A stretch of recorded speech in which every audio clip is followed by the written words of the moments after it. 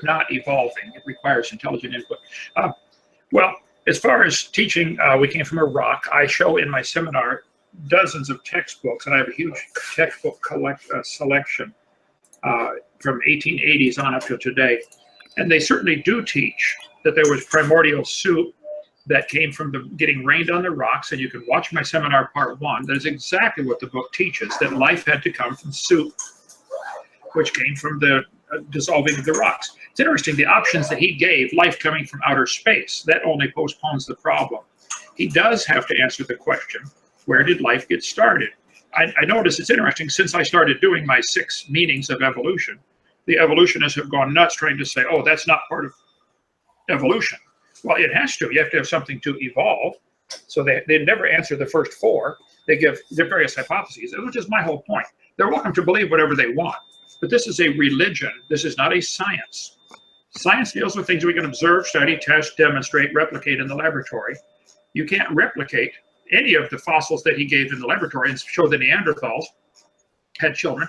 His illustration he gave, let's see, the killer was found guilty because of the DNA evidence in a court of law. The killer was found because the skull was crushed, etc. That's the death of an individual. That is so different than trying to prove this child had these bones had children. So that was we don't need to prove they did. That was a real straw man argument. I mean, you're setting up a straw man and demolishing it and thinking you won the victory, but you didn't prove any of the Neanderthal skeletons you found had children. You showed that in a court of law, a killer could be found with various DNA evidence. Okay, and if you found that there's DNA similarity between apes, humans, orangutans, chimps, etc., well, if we can demonstrate there's a certain percentage of similarity between all these, okay, what would that prove? Would that prove a common ancestor, or could it prove a common designer?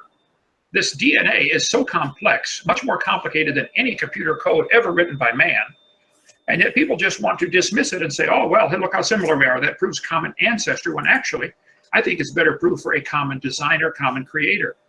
I think I can demonstrate, if we had it listed out in front of us, all that the code required for Microsoft PowerPoint has millions of, maybe certainly hundreds of thousands of identical lines for Microsoft Office and Microsoft Word. Okay, does that prove they're all evolving from Morse code by chance? Or could it be there's a common designer using this code? So even if even if he showed that there is a certain percentage of DNA similarity, that doesn't answer the question. It doesn't prove the point at all that there's a common ancestor. He may wish to interpret it that way because he wants to, act like an ape or have no morals or something. I don't know what his motive is here, but I know that that in a court of law, I could simply argue, Your Honor, the similarities he's showing here are evidence of a common designer, common creator. In an honest court of law, that would have to be accepted as, yeah, you're right. So he did not demonstrate that this similarity proves any ancestral relationship.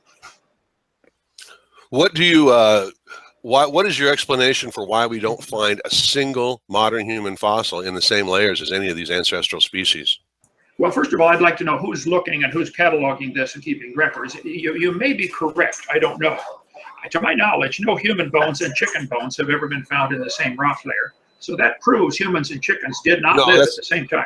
You're wrong on that. I mean, we do find, especially in Africa, the remains of a lot of the animals that they've eaten. As far as, I wouldn't know about specifically chickens, but we find the animals that they were eating in the same layers. So we find a lot of different animal bones. Sure. Could we demonstrate? I'm sure there are thousands of bones. There are thousands of animals alive today that are never found with human bones. So what does that prove? Well, they don't live together. Humans and chickens don't hang out together. And so in a worldwide flood in the days of Noah, they would tend to not be buried together. So not finding the bones together is not evidence of anything. This is arguments from the negative. It wouldn't hold up at all, again, in an honest court of law. Well, we didn't find the gun, so therefore this guy didn't do it. To say that we don't, first of all, I don't know that it's true what you're saying, that human bones are not found in these layers. Secondly, it's true. Okay, just because you said it, that makes it true. Bill said it. No, because the data shows it. I mean, the data shows it. Go out and find some if you don't believe it. You can come back tomorrow and let me know if you've done